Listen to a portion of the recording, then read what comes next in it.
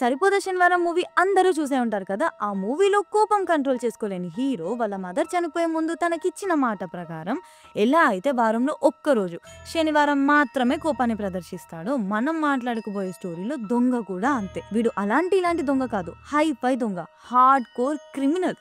Literally వారంలో ఒక్కరోజు మాత్రమే దొంగతనం చేస్తాడు, అది కూడా గురువారం మాత్రమే. మిగిలిన రోజులంతా ఆ దొంగతనం చేసిన డబ్బులతో ఎంజాయ్ చేస్తాడు. అసలు ఈ దొంగ ఎవరు, అతని క్రిమినల్ బ్యాక్గ్రౌండ్ ఏంటి, ఈ వీడియోలో తెలుసుకుందాం. బయట జరుగుతున్న క్రైమ్స్ ఉన్నది ఉన్నట్టుగా తెలుసుకోవడం కోసం మన ఛానల్ని సబ్స్క్రైబ్ చేసుకోండి ఫర్ అవేర్నెస్ అండ్ బయట జరుగుతున్న వాటికి ఎటువంటి జాగ్రత్తలు తీసుకోవాలో తెలియడం కోసం. Let's get in to the video.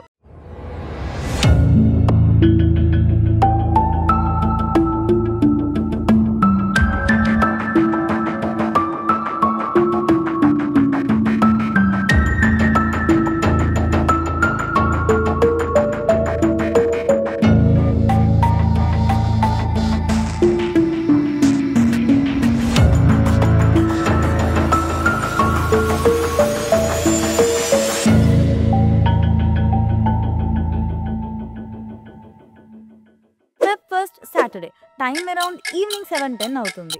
హైదరాబాద్లోని ప్రిజం పబ్లోకి పోష్ అయిన లుక్లో స్టైలిష్ డ్రెస్తో ఒక అతను లోపలికి వెళ్ళడానికి ట్రై చేస్తున్నాడు.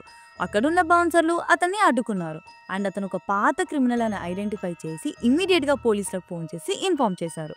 ఈ విషయం తెలియగానే సైబరాబాద్ సెంట్రల్ క్రైమ్ స్టేషన్ నుంచి head constable Venkatramareddy, constable Pradeep Reddy ఇంకా వీరస్వామి మఫ్టీలో అక్కడికి చేరుకున్నారు. నిందితుడిని పట్టుకోవడానికి ప్రయత్నించే లోపే అతడు తన దగ్గరున్న గన్తో పోలీసుల పైన 2 రౌండ్ల కాల్పులు చేశాడు.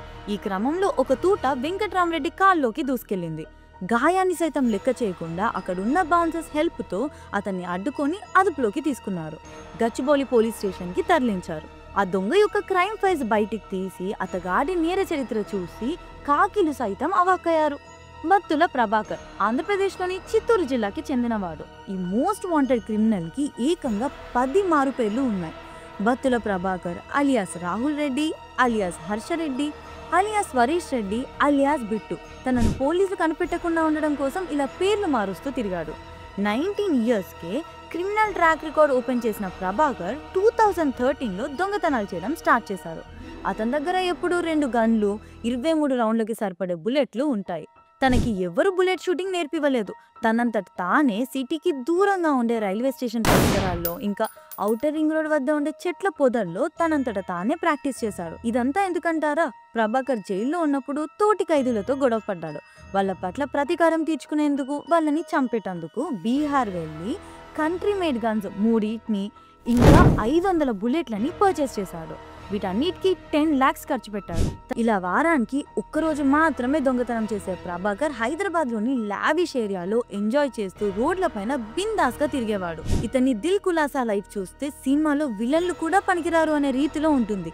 నెలకి 1 lakh రెంట్, అది కూడా హైదరాబాద్లోని గచ్చిబౌలి ఏరియాలో జాస్మిన్ అపార్ట్మెంట్లో 3 BHK ఫ్లాట్ తీసుకున్నాడు. ఎప్పుడూ ఫిట్గా ఉండడం కోసం అడ్వాన్స్డ్ జిమ్ ఎక్విప్మెంట్ తీసుకుని ఇంటినే జిమ్గా మార్చేశాడు. ఒక పక్కన ఇది అయితే ఇంకో పక్కన తన దొంగతనం స్టైలే డిఫరెంట్గా ఉంటుంది. గురువారం మాత్రమే దొంగతనం చేసే ప్రభాకర్ ఇంజనీరింగ్ కాలేజ్ని టార్గెట్గా సెలెక్ట్ చేసుకుంటాడు. గురువారం ఒక ఇంజనీరింగ్ కాలేజ్లో దొంగతనం జరిగింది అంటే పోలీసులు అది ఖచ్చితంగా ప్రభాకర్ చేసిందని అనుకుంటారు. ఇన్ జనరల్ ఒక దొంగతనం చేయడానికి 2 లేదా 3 ఒక టీమ్ లాగా ఫామ్ అయి స్కెచ్ వేసుకొని ప్లాన్ వేసుకొని ముందుకు వెళ్తారు. కానీ ఇక్కడ మాత్రం ప్రభాకర్ సింగిల్ హ్యాండ్ గణేష్ లాగా అన్నీ అతనే చూసుకుంటాడు. ముందుగా ఒక ఇంజనీరింగ్ కాలేజ్ని సెలెక్ట్ చేసుకొని దానిపై రెక్కి నిర్వహిస్తాడు. తర్వాత బంధువుల కాలేజ్ ఫీజు కట్టాలని చెప్పి కాలేజ్లోకి ఎంటర్ అవుతాడు. ఎక్కడైతే ఫీజు కట్టించుకుంటున్నారో ఆ డిపార్ట్మెంట్ని ఫస్ట్ ఐడెంటిఫై చేసి ఆ రూమ్ యొక్క blue print, entry exit points ఇంకా క్యాష్ ని దాపెట్టే ప్లేస్ తో సహా ప్రతి ఒక్కటి కీన్ గా అబ్జర్వ్ చేస్తాడు. అదే రోజు రాత్రి సెక్యూరిటీ తక్కువగా ఉన్న మార్గం గుండా లోపలికి వెళ్లి తనతో పాటు తెచ్చుకున్న కట్టర్స్ ఇంకా ఇనుప రాడ్లతో తన పని పూర్తి చేసుకుంటాడు. సుమారు 12 ఏళ్లుగా దొంగతనం చేస్తున్న ప్రభాకర్ ఇప్పటి వరకు 7 సార్లు వివిధ జైళ్లకు వెళ్ళొచ్చాడు. ప్రభాకర్ గురించి ఇంకొక విషయం తెలిసింది. ప్రభాకర్ ని ఎంక్వైరీ చేసేటప్పుడు పోలీసులు ప్రభాకర్ చేతి పైన 2 టాటూలని ఐడెంటిఫై చేశారు. లగ్జరియస్ లైఫ్ కి అలవాటు పడ్డ ప్రభాకర్ కి అమ్మాయిల పిచ్చి ఉంది. 2020లో తూర్పు గోదావరికి చెందిన ఒక అమ్మాయిని పెళ్లి చేసుకున్నాడు అండ్ రీసెంట్ గా ఒరిస్సాకి చెందిన ఒక అమ్మాయితో లివింగ్ లో ఉన్నాడు. తన లైఫ్లో 100 మంది అమ్మాయిలని అనుభవించడమే తన లక్ష్యంగా పెట్టుకున్నాడు. అందుకే తన చేతిపైన 100 అని ఒక నెంబర్ని టాటూగా వేయించుకున్నాడు. అంతేకాకుండా తన లైఫ్ టైంలో 3 కోట్లు సంపాదించాలనేదే తన గోల్. అది మర్చిపోకుండా ఉండడం కోసం 3 అనే నెంబర్ని టాటూ వేయించుకున్నాడు. తెలుగు రాష్ట్రాల్లో ఇప్పటివరకు ప్రభాకర్పై 80 కేసులు నమోదయ్యాయి. హైదరాబాద్, రాచకొండ, సైబరాబాద్ కమిషనరేట్లో 16 చోరీ కేసులు ఉన్నాయి. 2020లో విశాఖ పోలీసులు అతన్ని అరెస్ట్ చేసి జైలుకి పంపించారు. 2022 మార్చ్లో విచారణ నిమిత్తం అతన్ని అనకాపల్లి కోర్టుకి తరలించారు. కోర్టులో విచారణ జరుగుతున్నప్పుడు ప్రభాకర్ చేతుకున్న సంకెళ్లను తీశారు అండ్ అదే ఛాన్స్ గా తీసుకుని అక్కడి నుంచి పారిపోయాడు. అండ్ అప్పటి నుంచి పోలీసుల చేతికి చిక్కకుండా అజ్ఞాతంలో ఉంటూనే దొంగతనాలు చేస్తూనే ఉండేవాడు. అలా ఆల్మోస్ట్ ఒక 11 ప్లేసెస్లో 2.5 crores దొంగతనం చేశాడు.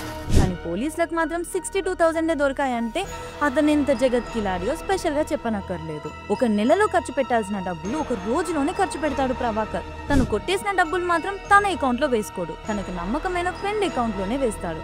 తనకి ఎప్పుడు డబ్బులు అవసరమైనా ఏమైనా ఆన్లైన్ ట్రాన్సాక్షన్స్ ఉన్నా తన ఫ్రెండ్ యొక్క బ్యాంక్ అకౌంట్నే యూజ్ చేస్తాడు.